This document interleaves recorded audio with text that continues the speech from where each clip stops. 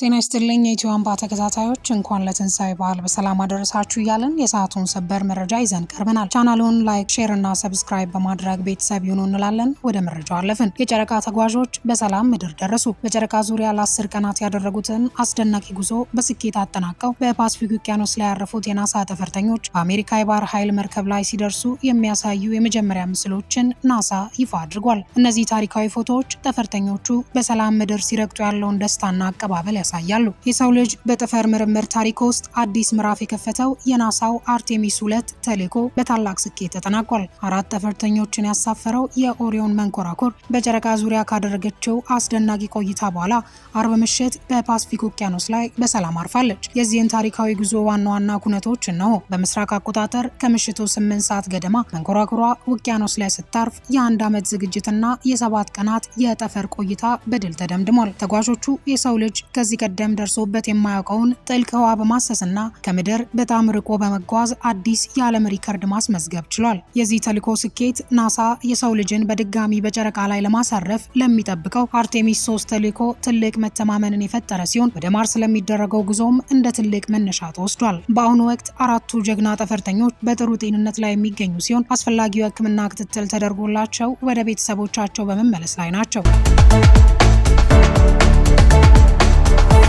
የአሜሪካው ምክትል ፕሬዝዳንት ለታሪካዊው የሰላም ድርድር ወደ ፓኪስታን አመሩ። የአሜሪካው ምክትል ፕሬዝዳንት ጄዲ ቫንስ በአሜሪካ እስራኤልና በኢራን መካከል ያለውን ጦርነት ለማቆም በሚደረገው ድርድር ላይ ለመሳተፍ ወደ ፓኪስታን ኢስላማባድ አቅንተዋል። ቫንስ ወደ ፓኪስታን ከመነሳታቸው በፊት ለጋዜጠኞች በሰጡት መግለጫ ከኢራን ጋር የሚደረገው ድርድር ውጤታማ ይሆናል የሚል ተስፋ እንዳላቸው ገልጸዋል። ፕሬዝዳንት ትራምፕ ለድርድሩ ግልጽ መመሪያ እንደሰጧቸው የጠቀሱት ቫንስ ኢራን በቅን ልቦና ለመደራደር ዝግጁ ከሆነች እኛም እጃችንን መዘርጋት ዝግጁ ነን ብለዋል። ሆኖም ኢራን ድርድሩን ለተንኮል ወይም ጊዜ ለመግዛት የምትጠቀምበት ከሆነ የአሜሪካ ልዑካን ቡድን እንደማይቀበለው አስጠንቅቀዋል። በኢራን የፓርላማ አፈ ጉባኤ መሐመድ ባገር ጋሊባፍ እና በውጭ ጉዳይ ሚኒስትሩ አባዝ አቅራቺ የተመራው የሀገሪቱ የልዑካን ቡድንም ኢስላማባድ መግባቱ ተገልጿል። ድርድሩ ፊት ለፊት ወይስ በአደራዳሪዎች አማካኝነት ይካሄድ ይሆን እስካሁን በይፋ አልተገለጸም። የድርድሩ ዋና ዓላማ ወዲያውኑ ስምምነት ላይ መድረስ ባይሆንም ለዘላቂ ሰላም የሚረዱ የጋራ ነጥቦች ላይ መግባባትና ንግግሩ እንዲቀጥል ማድረግ ነው። የፓኪስታን ጠቅላይ ሚኒስትር ሼህባዝ ሸሪፍ መስተንግዶውን ለመላው ሙስሊም ዓለም ኩራት ነው ሲሉ የገለጹ ሲሆን በከተማዋ ከ10 ሺህ በላይ የጸጥታ ኃይሎች ከፍተኛ ጥበቃ እያደረጉ ይገኛሉ። በተያያዘ ዜናም በፓኪስታን አስተናጋጅነት በሚካሄደውና የዓለም ሕዝብ በሚጠብቀው የሰላም ንግግር ላይ ለመሳተፍ ከፍተኛ የኢራን ባለስልጣናት ልዑክ ቡድን ኢስላማባድ ገብቷል። ይህ ድርድር በአሜሪካ እስራኤልና በኢራን መካከል ያለውን ጦርነት ለማቆም ያለመ ሲሆን በኢራን በኩል መሐመድ ባቄር ካሊባፍ የኢራን ፓርላማ አፈ ጉባኤ አባስ አቅራቺ፣ የኢራን የውጭ ጉዳይ ሚኒስትር አሊ አክባር አህመዲያን፣ የከፍተኛ ብሔራዊ መከላከያ ምክር ቤት ጸሐፊ አብድልናስር ሄማቲ፣ የኢራን ማዕከላዊ ባንክ ገዢ መሐመድ ባቄር ዞልቃድር፣ የቀድሞ የኢራን አብዮታዊ ዘበኛ አዛዥ ይሳተፋሉ። ከነዚህም በተጨማሪ በርካታ የኢራን የፓርላማ አባላት ልዑካን ቡድኑን ተቀላቅለዋል። በፓኪስታን ኢስላማባድ የሰላም ንግግሩ እንዲካሄድ ሽር ጉዱ ቢቀጥልም አሜሪካ ጠንካራ ወታደራዊ ማስጠንቀቂያዎችን እየሰጠች ነው። እንደ ዎል ስትሪት ጆርናል ዘገባ ከሆነ የአሜሪካ ጦር ለሚኖሩ ወታደራዊ ክንውኖች በሚል በሺዎች የሚቆጠሩ የባህር ኃይል አባላትን ወደ መካከለኛው ምስራቅ እያሰማራ ነው። ፕሬዝዳንት ዶናልድ ትራምፕ ደግሞ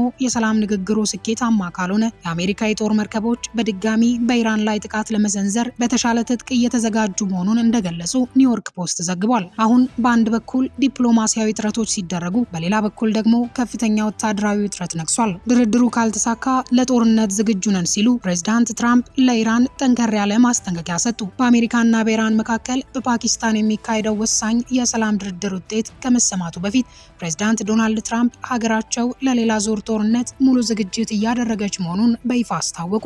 ፕሬዝዳንቱ ከኒውዮርክ ፖስት ጋር ባደረጉት የስልክ ቆይታ የገለጿቸው ዋና ዋና ነጥቦች ድርድሩ ፍሬ የማያፈራ ከሆነ የአሜሪካ የጦር መርከቦች እጅግ ዘመናዊና አውዳሚ የጦር መሳሪያዎችን ታጥቀው በተጠንቀቅ ላይ እንደሚገኙ ገልጸዋል። አሁን የተዘጋጁት መሳሪያዎች ከዚህ ቀደም ጥቅም ላይ ከዋሉት በላቀ ሁኔታ ሙሉ በሙሉ ለመደምሰስ የሚያስችል አቅም እንዳላቸው ትራምፕ ተናግረዋል። የሰላም ድርድሩ ውጤት በሚቀጥሉት 24 ሰዓታት ውስጥ እንደሚታወቅ የጠቆሙት ፕሬዝዳንቱ ስምምነት ላይ ካልተደረሰ ግን ወደ ወታደራዊ እርምጃ እንደሚገቡ አስጠንቅቀዋል። ይህ ማስጠንቀቂያ የተሰማው በሁለቱ ሀገራት መካከል ያለው ውጥረት አይሎ ዓለም አቀፉ ማህበረሰብ በፓኪስታን የሚካሄደውን ድርድር በጉጉት እየተከታተለ ባለበት ወቅት ነው። በሮቤ ከተማ በጤና ባለሙያ ላይ ጥቃት የፈጸሙ ግለሰቦች በቁጥጥር ስር ዋሉ። በሮቤ ከተማ በጤና ባለሙያ አቶ ከዲር ዋቆ ላይ አሰቃቂ የድብደባ ወንጀል ፈጽመው የተሰወሩ ተጠርጣሪዎች በቁጥጥር ስር መዋላቸውን የከተማዋ ፖሊስ መምሪያ በይፋ አስታወቀ። ፖሊስ እንደገለጸው ዋና ተጠርጣሪ የእጅ ስልኬን ወስዶብኛል የሚል የሐሰት ምክንያት በመፍጠር ግብረ አበሮቹን በማስተባበር በጤና ባለሙያው ላይ ጥቃት እንዲሰነዘር አድርጓል። ድርጊቱን ይበልጥ አሳዛኝ የሚያደርገው ተጎጂው እየተደበደበ ባለበት ወቅት ምስሉን በካሜራ የመቅረጽ ተግባር መከናወኑ ነው። የሮቤ ከተማ ፖሊስ አዛዥ ኮማንደር ገመዳ ቱሊቻ ለሚዲያ በሰጡት መግለጫ የጸጥታ አካላት ባደረጉት ጥብቅ ክትትል ዋናው ተጠርጣሪና አብረውት የነበሩ ግብረ አበሮቹ ሙሉ በሙሉ በቁጥጥር ስር መዋል መቻላቸውን አረጋግጠዋል። ኮማንደር ገመዳ ህብረተሰቡ ከእንዲህ መሰል ህገወጥ ድርጊቶች እንዲታቀብ ጥብቅ ማሳሰቢያ አስተላልፈዋል። ማንኛውንም የወንጀል ድርጊት የማጣራትም ሆነ ውሳኔ መስጠት ስልጣን ያለው የፍትህ አካል ብቻ ነው። በቡድን ተደራጅቶ በግለሰብ ላይ ጥቃት መፈጸም በህግ የሚያስቀጣ ወንጀል መሆኑን ህዝቡ ሊገነዘብ ይገባል። በአሁኑ ወቅት በተጠርጣሪዎቹ ላይ ምርመራ እየተጣራ ሲሆን የክስ ሂደት እንደሚመሰረትባቸው ይጠበቃል። በጉጉት የሚጠበቀው የተወዳጁ ድምፃዊ ቴዎድሮስ ካሳሁን ወይም ቴዲ አፍሮ አዲስ የሙዚቃ አልበም ኢቶሪካ ብቸኛ የሚዲያ አጋር አርትስት ቴሌቪዥን ሆኗል። የድምፃዊ ቴዎድሮስ ካሳሁን ማኔጅመንት እንዲሁም የአቦጊዳ ባንድ አባላት በተገኙበት አርትስት ቴሌቪዥን ብቸኛ የሚዲያ አጋር መሆኑን የሚያበስር የስምምነት ውል ፈጽሟል። ተመልካቾቻችን መረጃዎቻችን የሰማችኋቸውን ይመስሉ ነበር። ኢትዮ አምባ ቻናልን ስለመረጣችሁ እናመሰግናለን። ቻናሉን ላይክ፣ ሼር እና ሰብስክራይብ በማድረግ ቤተሰብ ይሁኑ እንላለን።